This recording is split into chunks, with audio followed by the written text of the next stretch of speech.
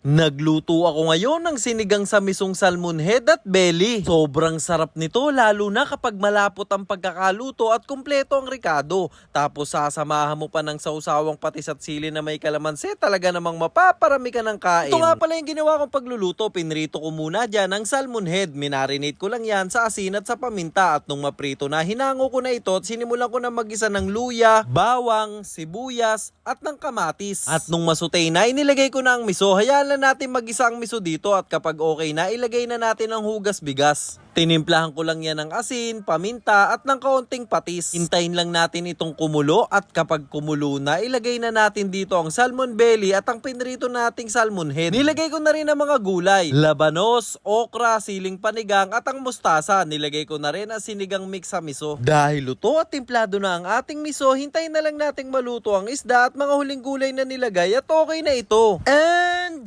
finally, luto na ang ating sinigang sa misong salmon head at belly. Kapag ganito ba namang kasarap ang ulam mo sa tag-ulan, talaga namang mapaparami ka ng kain. Syempre masarap yan. I-follow mo na ako para maging updated ka sa mga bago ko pang videos na lulutuin.